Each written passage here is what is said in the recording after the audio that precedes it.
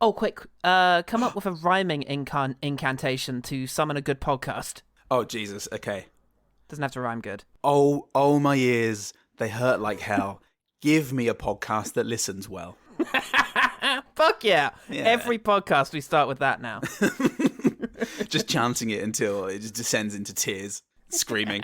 One of us is naked. One of us, either of us, both of us, just all together of us. Forever. Yeah, absolutely.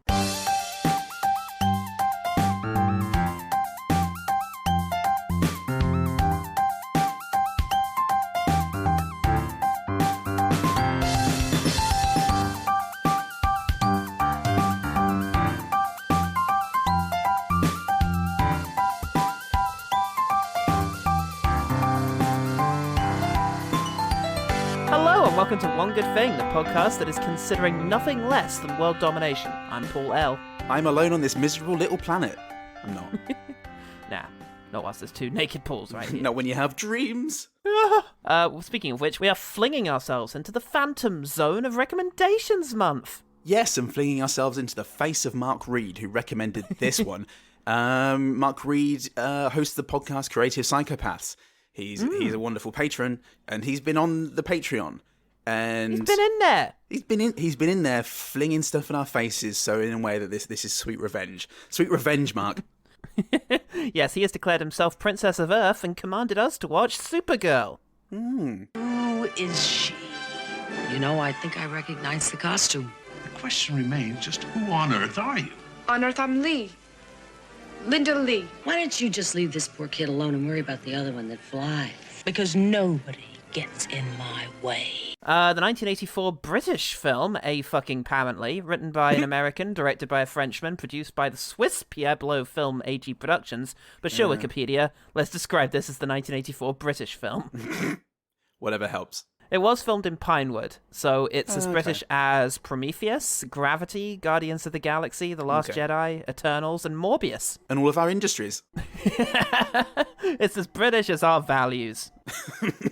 That Star-Spangled Banner, love it, mate.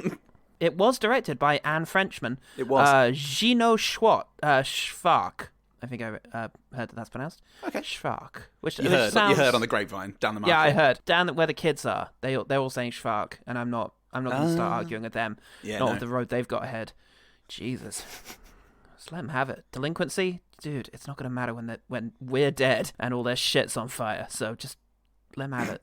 Let them do wheelies. For now, once they can. Once they have that legs. and wheelers. Oh, God. Yes, he came in warm off of the success of Jaws 2 and the failures of subsequent films Somewhere in Time and Enigma. I say failures, I haven't seen them, so I don't know if they're creative failures, just commercial and critical failures. Which is enough nowadays. Oh, definitely. Enough so that I'm cancelling him, actually. And I'll be writing a letter to each of you recommending that you support my vote to cancel. It's safest just to start with cancelled, and then you prove to us that you shouldn't be cancelled. Cancelled until proven okay is the best way to go. He is probably best known for the movie he made directly after Supergirl. Oh. Santa Claus the movie, with Dudley Moore and John Lithgow. Also poorly reviewed, but holds a lovely nestled nook in my brain. Oh, I love holding that nook. Yeah. It's reserved just for this. He also did a bunch of TV, including a couple of episodes of the 80s Twilight Zone. Yum, yum, yum. And excitingly for me, he did 19 episodes of Rod Serling's Night Gallery. Did he do the good one? No, that was obviously Gene Kearney, but fuck you, hypothetical listener. There were lots of good ones. Yeah, fuck you, Gene Kearney fan. Jesus, where do you come off coming in here? Fucking Gene Kearney apologist. God, I tell you what though, he did do the one where Burgess Meredith finds a medical bag from the 30th century, and the amazing season 3 opener with Vincent Price, where it goes full Roger Corman for about 30 minutes. So yeah, take that. And can Gene Kearney give you that? No, so no, he fuck can't. Off. He demonstrably can't. Fuck off. Just fuck. He did also do a movie called Hercule et Sherlock, which had me very excited. Hercule Poirot and Sherlock, and then I found out the titular detectives in that movie are actually dogs, and that it stars Christopher Lambert, so I've added it to the roster. Thanks, mate. And thanks, Mark, for causing this. This fucking web. Oh, the film was written by David Odell. Cordell. An interesting guy. He wrote for The Muppet Show and worked uncredited on the first Muppet movie, and he also wrote The Dark Crystal, and then right after he did Supergirl, Masters of the Universe. Oh, Obviously that was going to come up at some point. Because fucking obviously. Yeah, you could tell. Oh, God. Look, Paul, it's ups and downs, yeah? Like, do you know who wrote Top Gun 2? Erin Kruger. And No, he didn't. They're involved. I was talking to Nell about this yesterday. My God. And I went, oh, Christ, this isn't going to be good, is it? And you said it's all right. So... It's very good. It's the guy who directed Oblivion as well, so, what the fuck. Okay. But then again, it does feel like that. It's a very entertaining film that doesn't have too much subtext. But anyway, we're not here to review Top Gun yet. No. Supergirl was originally going to feature in Superman 3, the Richard Pryor robot lady one. That didn't work out when... Sorry, two separate thoughts. That didn't work out. And then, when Superman 3 bombed, they decided to make this one to refresh the franchise. Success. Oh, good. Immediately followed by Cannon Group acquiring the franchise, so it all went very well. It's just a hard cut to the door being closed on the creators with their suitcases packed. Menahem Golem closing the door. They did hilariously try to get Robert Wise to direct this film, but for some reason it didn't appeal to the Sound of Music and Haunting director. Stuck up twat. The right Gene Kearney. He's well Marrigan. They auditioned loads of actors for the role of Supergirl, including Demi Moore and Brooke Shields, before hiring newcomer Helen Slater, who was paid $75,000 for the role. That number's going to look better after I adjust it for inflation, right? Oh. £75. £45 and a bag of chips whenever you need it. Whenever you need it. Look, here's my number. So, the movie had a royal charity gala premiere in London. And I wondered about the royal, and basically I found photo evidence and supporting text that suggests basically Princess Michael of Kent was there. Nevertheless, Look, I am going to assert that Liz saw this movie. She okayed it. She greenlighted. If anything... Directed by... Guys, the system's corrupt. We need a change. If ever we've had or needed a reason to topple the monarchy, this is probably it. And replace it with us. That's all I ask. Yeah, it's not... Come on, guys. Come on. Just get me on some money. Just, not even all of it. Some of that royal money. Get me on... Some of that royal cheddar. Some of that domino. Anyway, yes, critics felt that they owned the matches and could play with all the fire they wanted. Brilliant. Hey, man, I don't want to do this tonight. What are you worried about, man? He never comes out this way. I don't like it, man. I don't like the feeling of it. Look, just calm down, okay? Just help me put up these posters for Marley and me. John? Ah! Roger Ebert at the Chicago Sun-Times said... The appearance of Supergirl so soon after Superman 3 is an indication that the producers of the Superman movies have forgotten, if they ever consciously knew it, the real secret of the movies. We do not go to Superman and Supergirl movies to laugh condescendingly at these characters. We go to recapture some of the lost innocence of the whole notion of superheroes. The gift of Christopher Reeve in his best scenes, and when the filmmakers allow it, is to play Superman without laughing. I'll allow this. To take him seriously, so that we can have some innocent escapist fun. Helen Slater has the same gift, but is given even less chance to exercise it in Supergirl. And the result is an unhappy, unfunny, and unexciting movie. Why even go to the trouble of making a movie that feels like it's laughing at itself? Was that a hot take? Is that a revelation that we're not supposed to be laughing at these characters? Well, I think he's just arguing in favour of the movies, if not taking themselves seriously, at least having a sort of internal structure, a backbone to it. Oh, okay, some sort of sincerity. As opposed to, exactly, as opposed to just being like, whoops, banana peels. Yeah, I mean... Which is very much what Superman became in its third and fourth entries. I see. I'm going to tell you, Paul, I haven't seen a single Superman before Man of Steel. Fair enough. So... you started in just the right place, man. Just the right place to set the bar low enough to be pleased by future events in life. The first 4 Superman movies quite closely mirror the first 4 Batman movies. It's the same issues. Okay. Yeah. It's similar. It's with Schumacher basically, Nipples. did to Batman what whoever the fuck those guys were who did Superman 3 and 4 did to Superman. Okay, Chris O'Donnell was in it. Alicia Silverstone's butt was in it. Only her butt. It was very weird. Yeah. Wow. Starring. And it got a credit. Executive producer. Look, Helen Slater, Paul, has sincerity enough for both of us. Oh, fuck yeah. She's got all the sincerity you could want, mate. Public, meanwhile, well, you can probably guess. True Justice, over on Google, said, killer movie. Well cast and makes so many others look lame until the latest series in which the former lead played her Earth mom. It was great. Well, great. So there you go, little review of the TV show as well. Little slice of sincerity there. And I was quite happy to see that actually, what's her name, the lead in this, Helen Yes. Slater. Yes. Plays Supergirl's mum in the TV show. I Yeah. think that's cute, and I think it's nice that she's still sort of involved in it. Yes, that is cool. I enjoy that very much. And I enjoyed Helen Slater in this. Spoilers. Yeah. Spoiler alert. We're going to enjoy some of this. Threeman. Okay. Tina Simmons seems to be just hanging around Pinewood Studios because I recognized a lot of her credits from the list of productions that I looked at to make that earlier joke. She's a Threeman, though, because she played Argonian citizen in this, an uncredited businesswoman in The Last Night. Fucking patriarchy. not even credited. She plays a lot of uncredited businesswomen and things, though, but also as a museum guest in The Mummy. You got to take some time off from the business. Yeah. Otherwise, you forget why you're doing it. God, I've lost track of all of this. I think I'm going to appear as an uncredited holidaymaker in my next film. I've got to take some time off. Woman looking angrily at husband. Hey, where's Jill? Oh, you didn't hear? She became an uncredited drug addict. Will there be an uncredited rehab for her? Just shakes her head sadly. Hollywood don't make that kind of movie. Faye Dunaway is a Threeman because of those two incredibly memorable films that we've already covered of hers. Oh, Christ, yeah. Yay. Huh. What were those? I can't even... No, you don't exist. Hypothetical person I just suggested. Everybody knows. Go away. Get in the bin. Oh, free to a man, free in the bush, free, yo. Films are shit, mate. Supergirl has 9% on Rotten Tomatoes, 41% on Metacritic. How does that work? It means that most critics thought it was only a bit bad. Yeah. Yeah, that's it. 54% on Google. Fucking really. And it did not succeed at the box office. Wow. Even more surprising than its Google score. So, Paul, you bitter pill to swallow. No wire hangers. How do you murder someone in the Phantom Zone? I make sure Peter O'Toole's there with me, Paul. Fuck yeah, with that's his all you need. Squirt. It's very good. It's very, very what good. What a man. Oh. Thanks, Lawrence of Arabia. Yeah, thanks, Peter O'Toole, for lending this show, this experience, some much needed class. Yeah. Well, let's get into it and find out about the Adventures of Supergirl. Okay. Because we open with, oh wow, this really is the Dark Crystal guy, isn't it? Klingfilm One of world. He does concept art too. Yeah. It's City of Klingfilm, and Supergirl is off to visit Peter O'Toole, who's David Bowieing it. Yeah. Everyone gets one.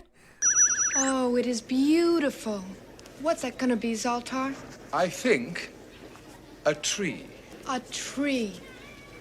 What is a tree? A lovely thing which grows on Earth. Earth.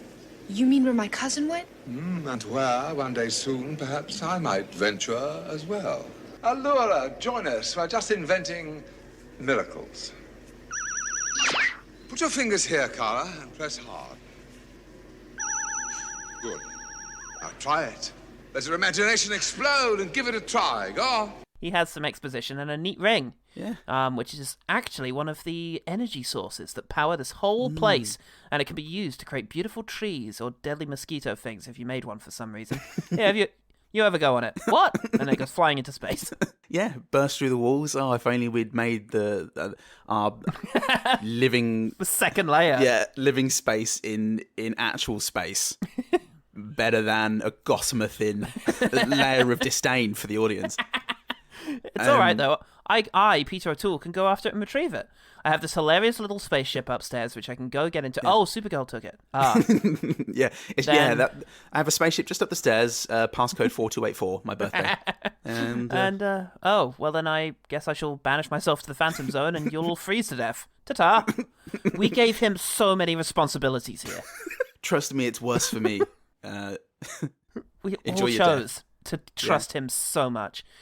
But speaking of excellent people, Faye Dunaway and Peter Cook are having an amazing picnic together. Yes. But this is just another thing that Supergirl fucking ruins because the source of unlimited power lands in the fondue. Oh, fondue, Brutus. Twat.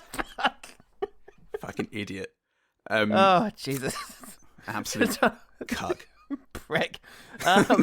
Dunaway is either a powerful witch or just really fucking intuitive because she immediately understands the power of this thing and uses it to start a car without the keys. Don't worry, it's really Inception uphill from music. Here. Yeah. Zod bursts out of the car. Yeah, she goes. She goes back to her house with her Her fun fair. Yeah, at a fun fair where it seems they've already built the villain lair, so no worries there. They're 2 steps ahead. Yeah, I was waiting for this. And enough of that for now. Got to fly around the Supergirl. world with Supergirl for a bit. Well, Supergirl is on her way to Earth, looking fairly bored on her journey. Oh, she has a costume now. She looks empty. And she- totally devoid of any sort of interest at all in this marvelous thing that she's never done. Yeah, she's got a costume now. But she jumps out of the pod and goes flying into space and is yanked out of a lake by a thick black rope. She's on Earth, I guess, and she pets an adorable little rock. Oh. Good rock. Did she find that costume in the spaceship, and was it Peter O'Toole's?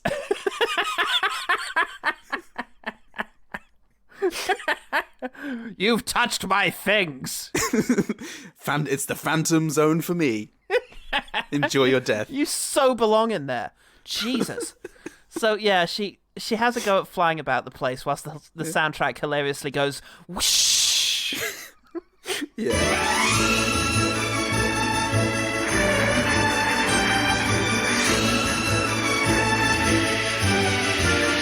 We get shots of her flying around the world in scenes reminiscent of Annette. or a fucking Neil Breen film in some ways. It's technical ability. But anyway, she flies to New York where she gets a notification on her smartwatch that there's an action scene nearby she should probably report into. So she goes there and meets 2 truckers. Oh, this isn't going to go great. Truckers are all bad people. Thanks 80s. And yeah, there's implied rape threat and I love that. Oh, and one of them asks, this is funny. "Are you Superman's best friend? His cousin?" Oh wait, do people back where you're from know that Kal-El is called Superman here? What a dick! Cal Superman in quotation marks L. Dear survivors of Krypton who have been blasted into a parallel dimension. That doesn't get mentioned, but apparently that's the case. Okay. I've made a name for myself here, and that name is. It cuts to Peter O'Toole reading the letter, Superman, and everyone just going, "Oh, wanker!" I'm glad his planet got exploded. That was our planet. I'm still glad. I'm still glad that's how much I hate the prick. Anyway, Dunaway's having a she fun beats him up. party. Yes. Oh, yes. She beats him up, and they go, "Oh, let's not mention this to anyone." While we try to rape her. Yeah. That. I was gonna. But also, mostly we got beaten up by a girl. Oh, the stakes are so high for this Supergirl. Leave it out the Christmas card. So, Dunaway's having a fun party in her secret lair. She's got Huey Lewis and the news there. Oh, wow. And she's hoping to forge an army of hipsters. None of these people are going to be in the movie again. She is getting pretty powerful with that ball, though, because she can now light cigarettes with her finger, turn ice cubes into scorpions, and cast Mage Hand as a cantrip. It's pretty good. In the real world, Mage Hand's actually pretty good. Supergirl discovers the human game of based ball, which is being taught at a girls' school nearby. More like. Patriarchy, probably. Well, she uses her incredible powers of costume transformation in order to become a brown-haired schoolgirl, because maybe the power source is in the school? Better go look. I'm going to say no. She uses her incredible powers to type up a letter of recommendation for this school, and her powers to intuitively understand school administration processes faster than a speeding bullet, because she's able to get herself into this school, enrolled. Blam! Good job, Supergirl. On to the next challenge. She gets introduced to Lois Lane's younger sister, Lucy Lane. Her parents were assholes, huh? Yeah. I guess so, yeah. Aren't they all 80s? Clark Kent's your cousin you're putting me on. You know him? Do I know him? Does my sister know him? Now that's the big question. Oh, I see. I guess if they worked at the same newspaper, they must know each other. Well, Is this where I'll sleep? well, this is your bed, but we don't sleep around here. Non-stop excitement in this storm. She settles into her lovely new dorm. Why is she doing any of this? Yeah. Well, anyway, she's good at school and tries not to draw attention to herself, and that's fun. Yep. And Peter Cook is there. He teaches there because I think maybe Supergirl died in that fight, and all of this is a pre-death fantasy where she's just placing all the people she's met so far into this school scenario, like Sucker Punch. Yeah. Great film, Sucker Punch. I can see now the hands on the coattails. Dunaway also shows up at the school. It's all a dream, where she decides that she wants everyone in the world to love her, starting with this hunky guy soaring ineffectually at a tree. It's a good place to start. Dunaway's orb starts throbbing, setting off Supergirl's smartwatch. Ooh, she better have a go at getting that power source. Hey, where are you going? Oh, sorry, I'll stay here in class. Why? Why? You don't need to pose as a student. There's no need for you to do this. You just turn up and go, hey, I'm Superman's cousin, everyone, Supergirl. Can you tell me where the power source is? And then uppercut anyone who says anything into space. Literally anything, even if it's helpful. Just punch them into space. Anyone else want a compliment? Anyway, she does manage to solve a maths thing really quickly, and Lucy Lane comes up and says, hey, don't show off that you're smart or you'll be unpopular. That's the Lane attitude that we can all know and love. What will our amazing hero get up to next? I'll tell you what, a thrilling hockey sequence where a random girl is somehow able to fucking obliterate a ball against Supergirl's back. Like, she's strong, so it doesn't hurt her, great, but that girl still hit a fucking ball hard enough to pulverize on her back. She's amazing. Wow, everyone. And they pick her up and they crowd surf her out of the room, out of the outside room. And she's like, oh no, it was me. Supposed to be in this disguise. This is a stupid disguise, fucking idiot. Supergirl flies around all night trying to get some reception on her smartwatch. Must be with Tesco Mobile, am I right? Oh my god, downfall of society. Oh my god. Absolutely it is. Speaking of which, Dunaway makes a love potion because it's the only way she could possibly seduce the teenage groundskeeper that she and her orb like. And orb wants what the orb wants. The heart wants what the orb wants. She makes the potion, but Peter Cook is here in his great jacket and all sorts of eyes. And he distracts her just long enough for the groundskeeper to get away. Yeah. Through the fun house that she lives in. What is this? What's going on? He's gonna fall in love with the first person he sees. Luckily, he's wandering around with his eyes closed for unknown reasons. Yeah. Fortunately, the digger that Faye Dunaway sends after him is in his line of sight for the next 17 minutes. And so she possesses a digger. Yeah. After Supergirl has seen the guy and decided to leave him in the road, where he'll probably be safest.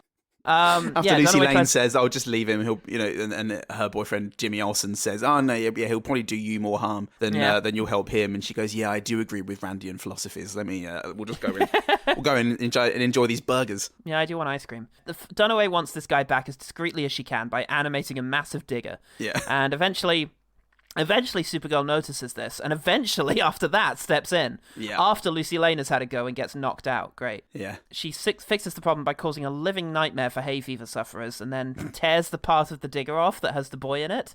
Yes. Don't you want to save your unconscious friend? Later. First, let's change back into a schoolgirl so that he can fall in love with me. Because it's the 80s after all, and it's the only way this will happen. And he was actually teaching her a lesson for being shitty earlier. Help me, Supergirl! Oh, you want help now, do you? Well, I don't know. You might cause me more harm than I cause you. Then he punches her into space. Literally always an option. He falls in love with her. Oh, what's Supergirl gonna do now? Oh, what's she gonna get up to next? I hope there's not a roast burning somewhere. So Dunaway really wants this groundskeeper, so she summons a terrifying entity to kill Supergirl. It's like this was written as a stream of consciousness or in a dream. By someone who hates women and themselves. Supergirl fights the storm and wins. Yeah. Oh, she wins, Paul. Yeah. Well, finally her magic smartwatch is able to find the power source in the small town that she's been sharing with it for the last week, day? I don't know. Hour?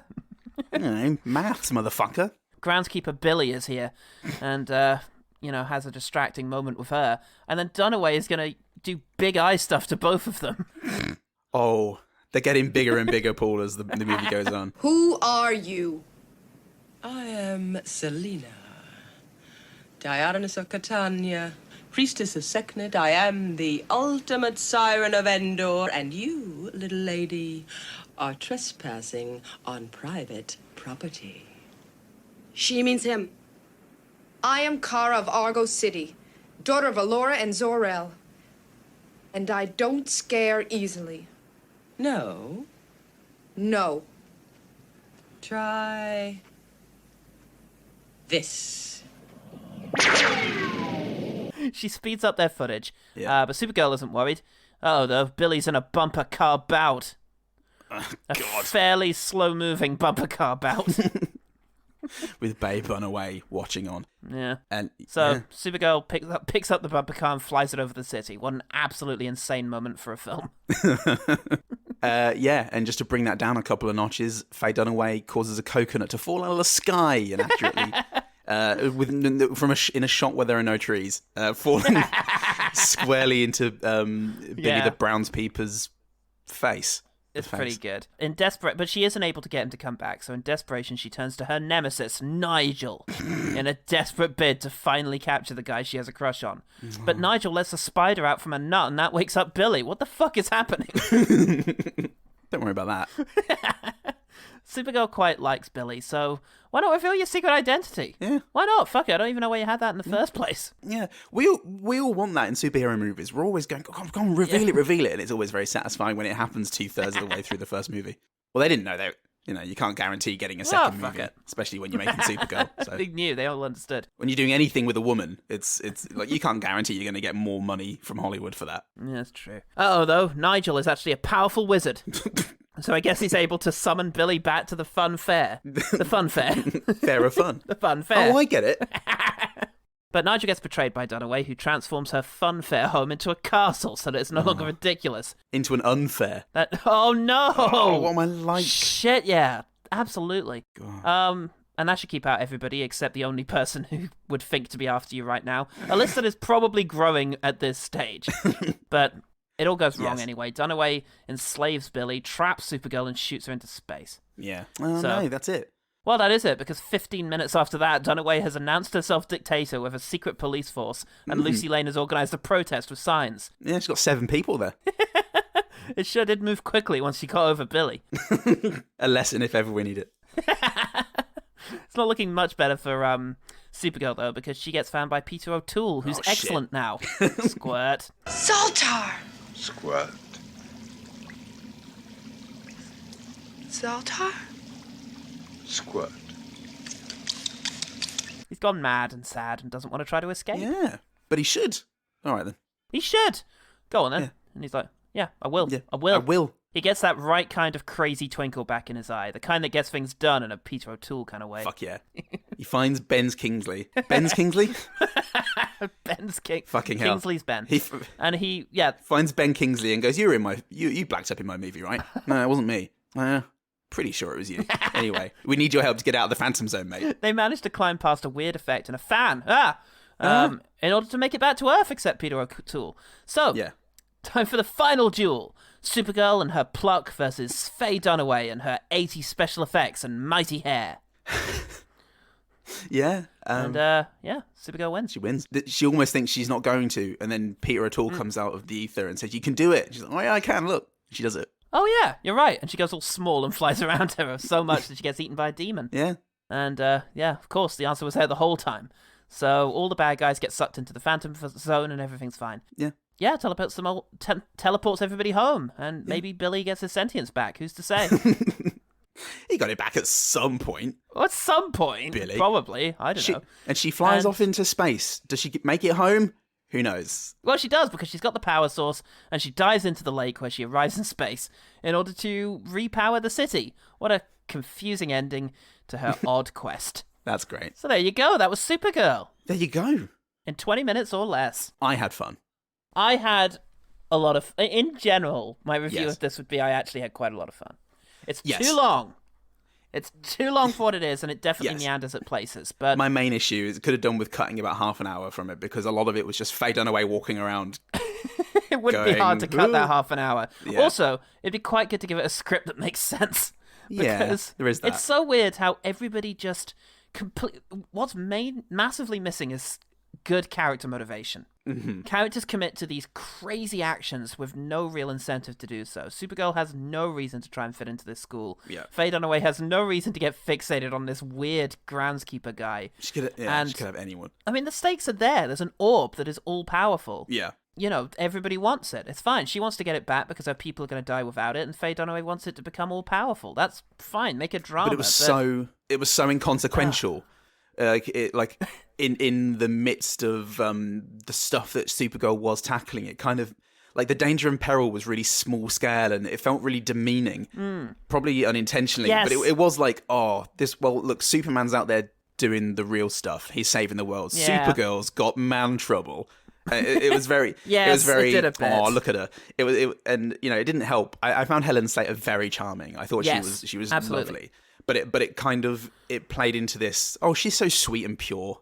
Well, you have to compare that with Superman at the time, like Christopher Reeve's Superman, who was also just kind of well-meaning, often played as being a bit of a dope, but just like a Boy Scout. That's what the Superman character kind of is. It's just a Boy Scout. And it's interesting because she's similar in many ways to Wonder Woman from the Patty Jenkins film. Yeah. She has that naivety. She doesn't know how things work, and she's trying to fit in. And she just has this incredibly black and white sense of what's good and what's bad, and she wants to, get everything to that. She's never really challenged on it, though. Faye Dunaway's just an out-and-out bad guy who does bad stuff, and it's a lot of fun to see her. And as a result, because she's never challenged, because her worldview is never really challenged, Supergirl doesn't end up being too interesting as a character because she doesn't really have any kind of anywhere to go or anything to do. No.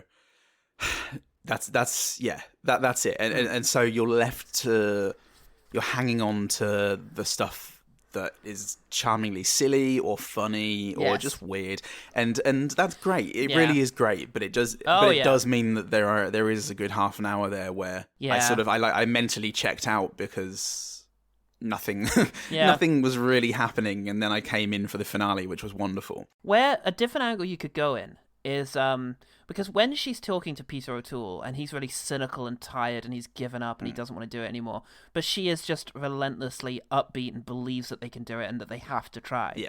That's an interesting angle. You can totally have, like, not all great characters need an arc, and you can definitely have her as just like this beacon of like positivity and light if she's then coming into contact with characters who don't have that and she is affecting change on them.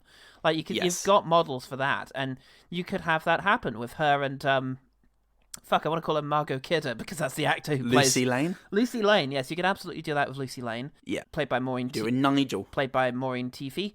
You could do it with Nigel. You could do it with everyone. Like it's there's definitely ways in which you can play this, but it just gets so hung up on this bizarre plot. And but fortunately, a lot of the movie are these fairly odd and kind of crazy special effects sequences that work quite well, or it's this weird little high school hijinks melodrama which gets dropped about halfway through, but is nevertheless a bit of fun. I got to say, I found the whole school section really charming. I was really into it. There was just something about the dynamic, and it was quite nice just having Helen Slater in there being her charming self and just winning at things, just being consistently amazing and flawless. Just figure out a way to put her in there naturally. There's got to be a reason. I mean, I think Clark Kent lived, a relatively normal life until his, Smallville stuff happened to him.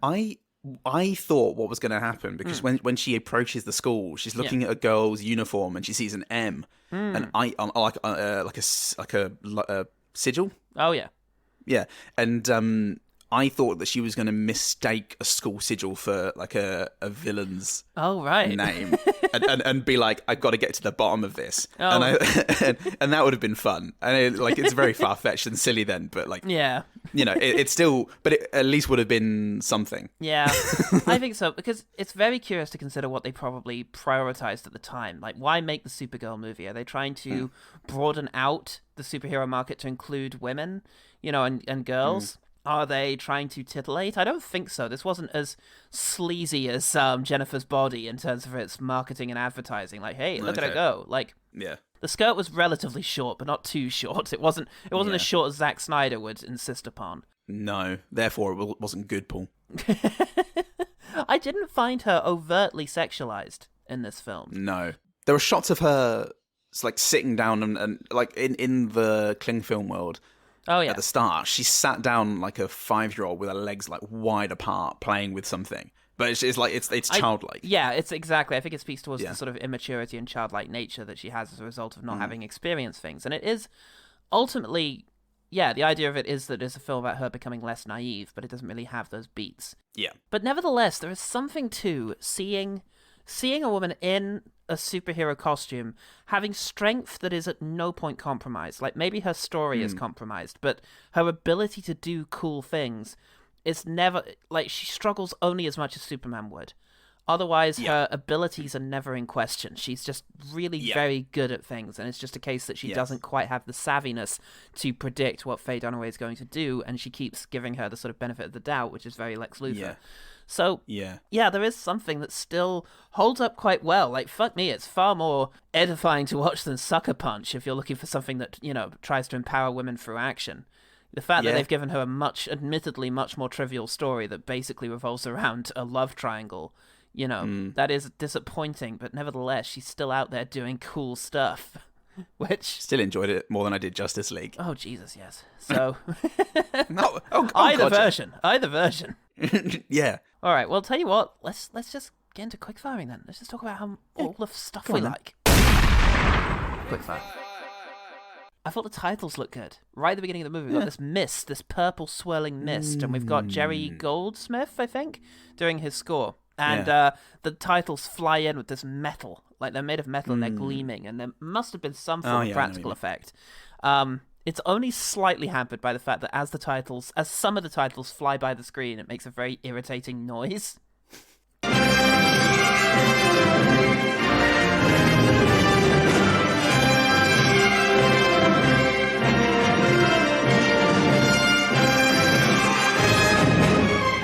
Wow, I'm interested.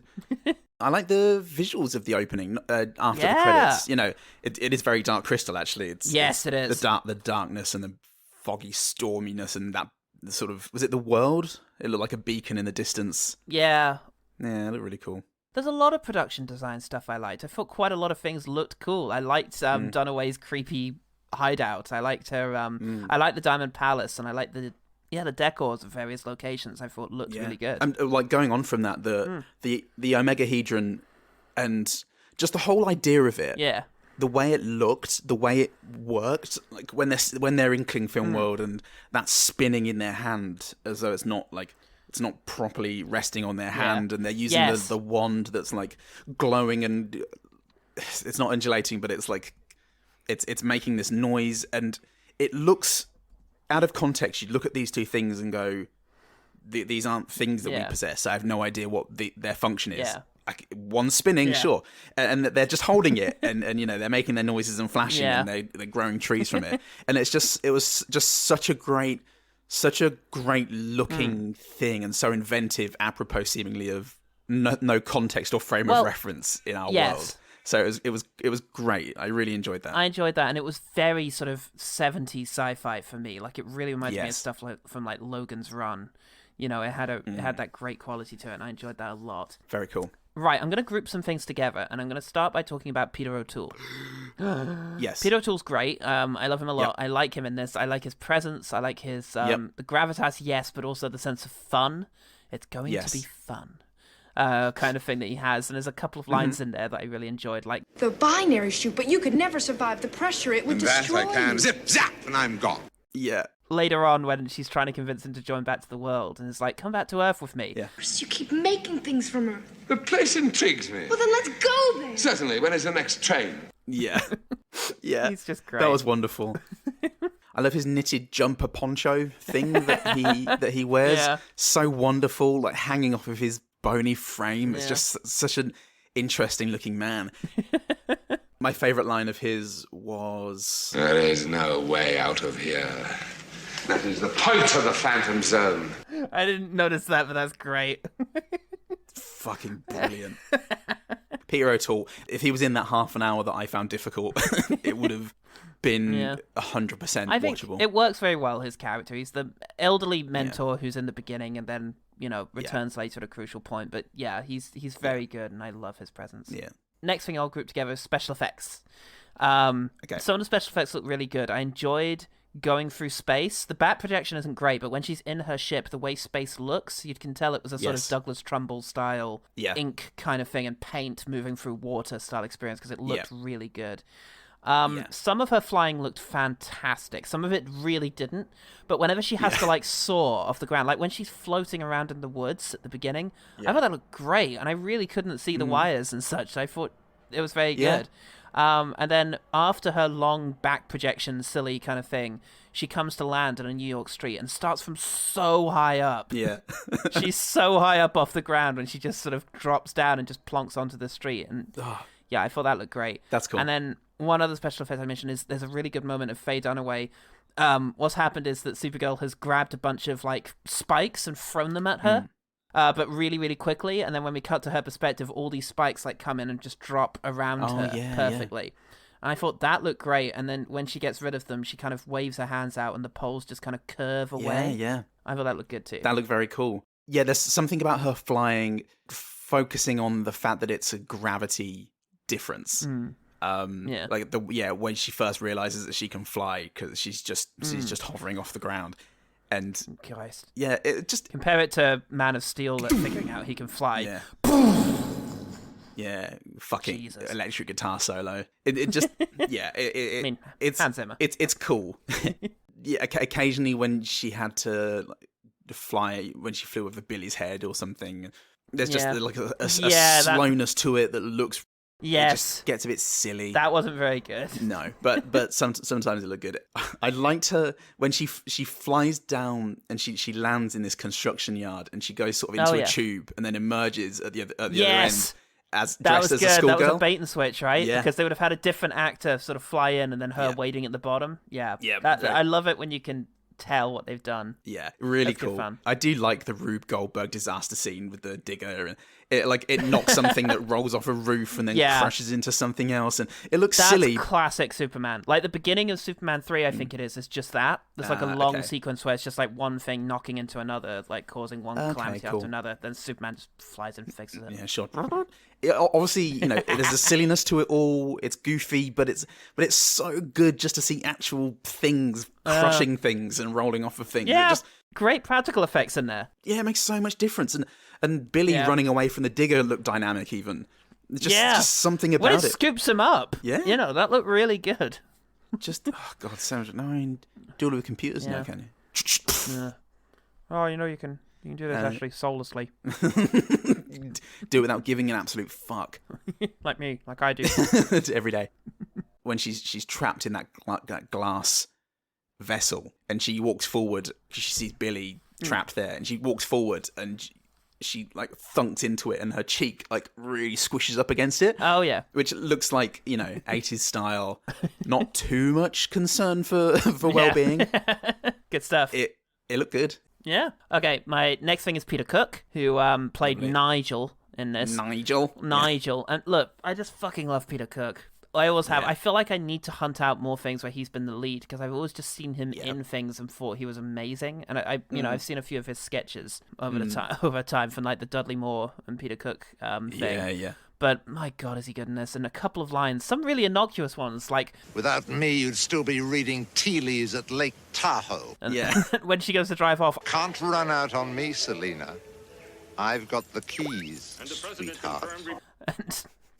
And when she goes to light his cigarette with her finger, it's just... I have in my time seen a great number of things even more impressive than a human cigarette lighter, dear lady. Yeah. And when she's dealing with him, like to try and make a deal to him to bring back Billy, like she says something and he just says, "Aha." It's all just eyes and face and his great look. Yeah. Like, fuck, I love him. Eyes are alive. Yeah. My thing that really stood out to me was him as a teacher. Because, Supergirl's looking out, staring through the wall to see where Faye Dunaway is going, as rightly she should. Yeah, she really should. Yeah, and, he does that teacher thing of, "Oh, I suppose you know the answer already?" And she says yes. And he's like, "Well, tell everyone. I'm sure everybody here." "Now, quiet down, girls. Linda has the answer. I hope you're listening." And it's very, "Oh, you're one of those teachers. I can't wait for Linda to win." Yeah, fuck you, buddy.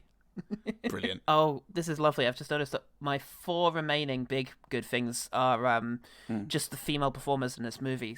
So many of them are great. And I'll start with the smallest role, which is Brenda Vaccaro as Bianca, who is Faye Dunaway's live-in person? Friend, I guess. Rent-a-friend. Yeah, she's just around and she's really good. She's a henchman, basically. There's been similar roles for... Gene Hackman's Lex Luthor in the Superman movies, but she's a lot of fun. I enjoy her a lot. She's got some really good lines. The only one I thought to write down was maybe it's time you reached out to You know who? You know who? Who? Nigel. Like, just... Yeah. The timing was perfect for that. Yeah, very good. But in general, she's just there to be a sort of foil to Dunaway, which I thought was, she did really well. Yeah, when Supergirl appears later on in the movie, she like just lands in front of them, and Bianca goes, "Jesus!" Where is she? Jesus. Very good. Yeah. Oh, fuck. Should I go to my next?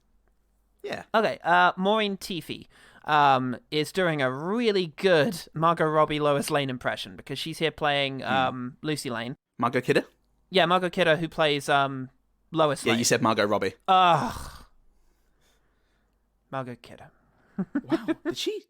She's very, amazing. very prescient. Yes, fucking Margot Kidder. Like, she's doing a really good impression of that performance. And yeah, it just comes off as a really likable and endearing sort of friend character, which I really like and would love to have seen their relationship get stronger.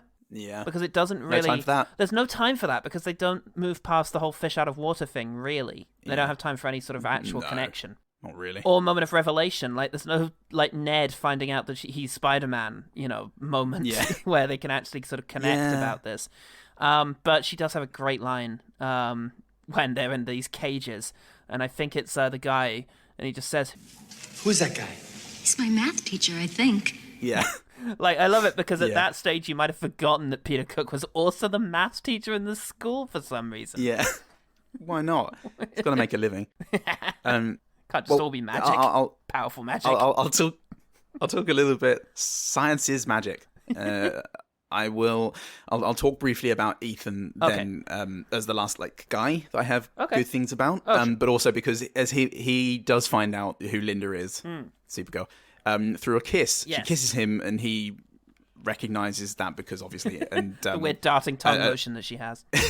stabbing, if anything. That was awful. Oh my god, it's you. Linda. I liked that moment. And I genuinely liked Ethan. I thought he was great. He had a really great way of delivering his lines, especially leaning on the sort of he's a bit of a brat. And I like the fact that before she puts an enchantment on him, he seems to just be kind of a dick.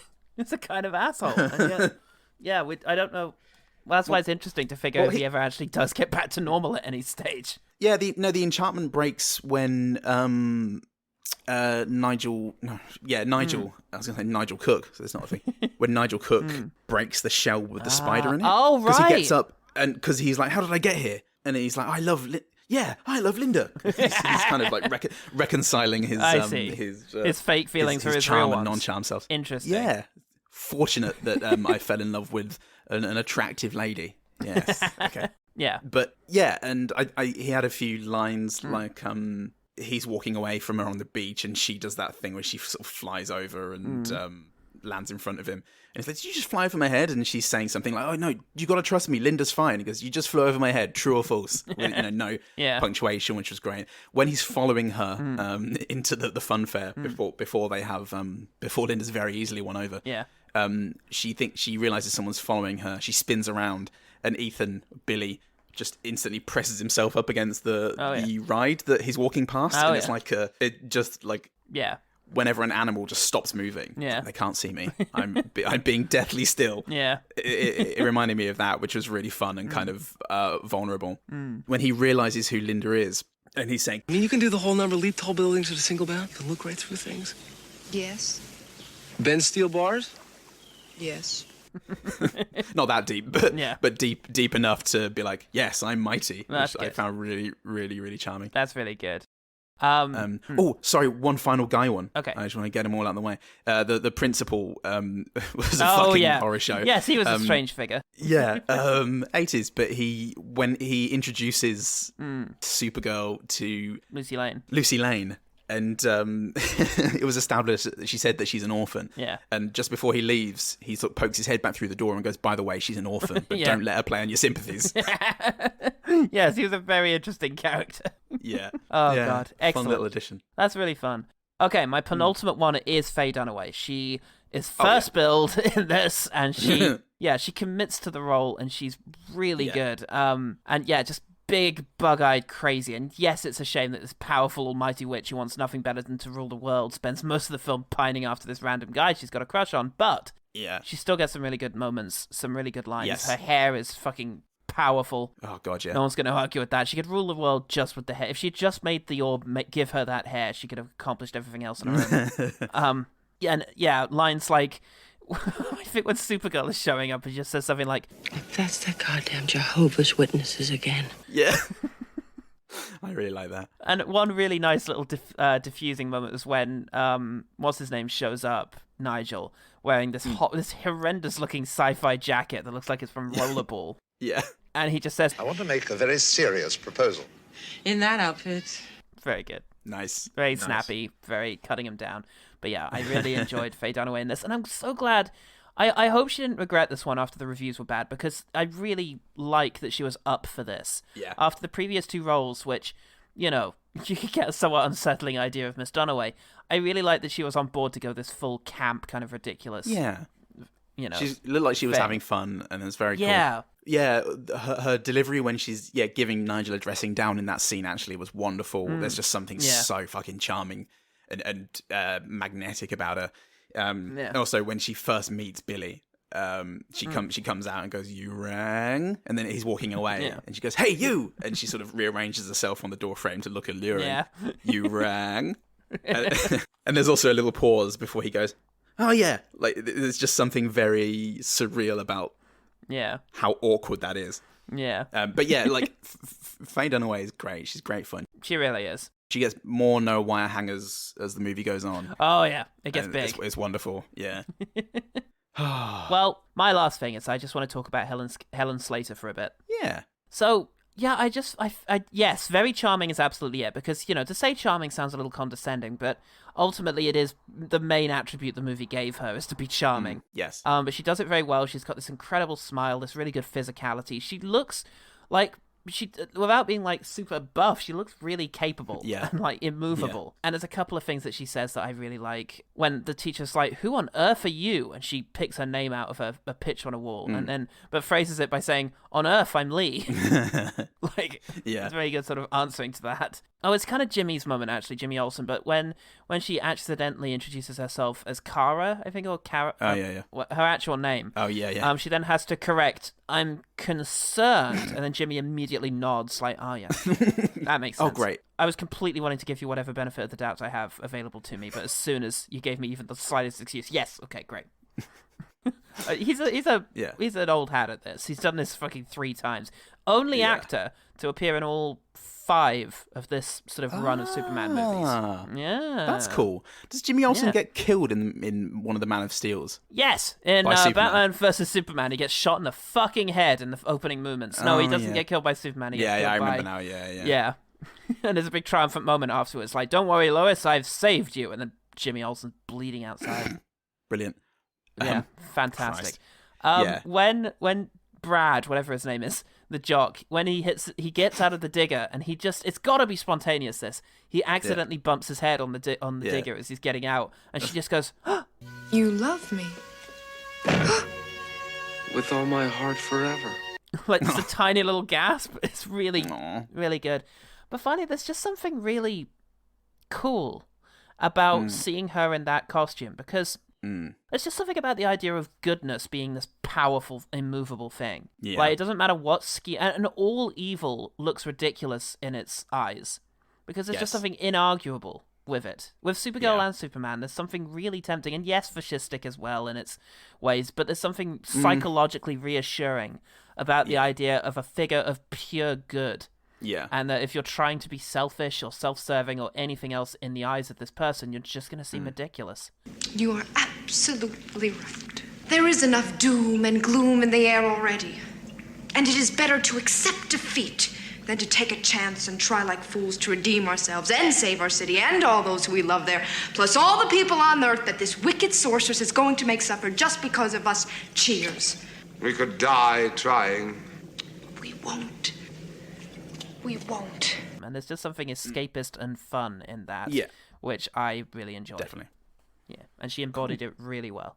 Yeah, I think so. Yeah. Okay. What about the team, though? If you want those OG team... Oh, yeah. OG team. Supergirl, though. Mark Reid, who recommended the thing, said... Reid? Yeah, Marky Mark Reid. As get that copyrighted. Begged us not to call him.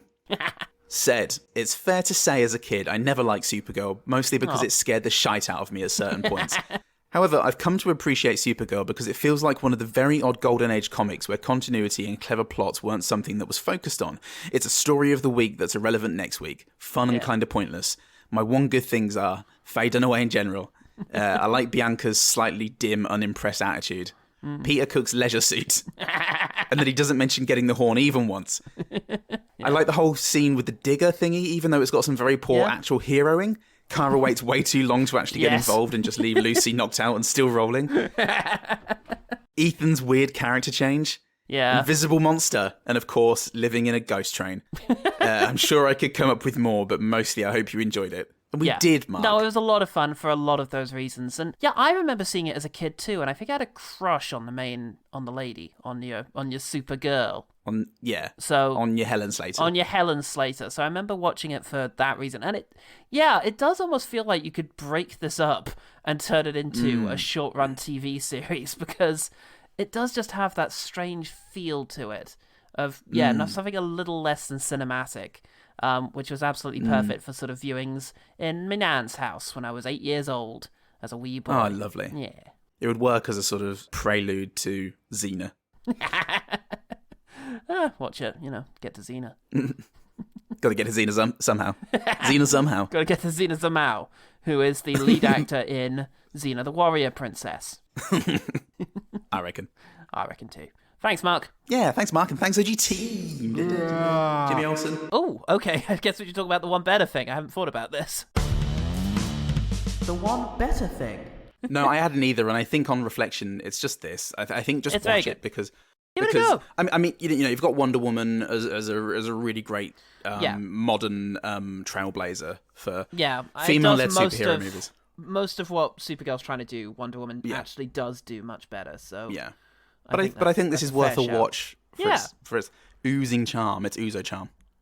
I think so. Uwe Boll would love it, and that's all that matters to me. The one better thing. How can people find out about our roles and our shower habits?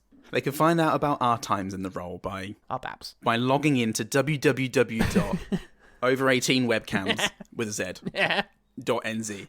Had to host it in New Zealand because the only place where it's legal. And, the only place where that domain wasn't taken up already, rather adorably. And if you say "ns" in a weird way, and I tell you that it's meant to be sexy, you'll think it's sexy. I will. So through all of that, you can see that on Twitter and Facebook. You can get in touch with us, take part in the OG team where we put the call out sometimes as long as 24 hours before an episode recording. We're going to be nothing but good things about Supergirl for the next week, aren't we? Oh, fuck. It's going to turn into a real busman's holiday. I don't know what that means. Never understood that phrase. I refuse to. Too busy am I in my role as semantics professor guy at the English Oxford Dictionary.com.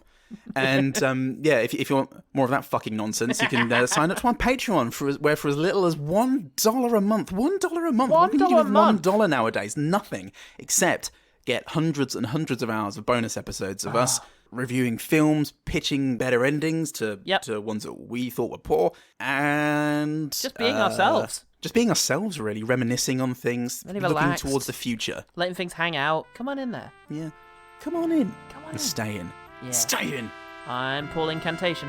I'm Paul the Way In. And remember, one good thing about Supergirl 1984. There's all the good people in it. Oh yeah, great. Loads of them.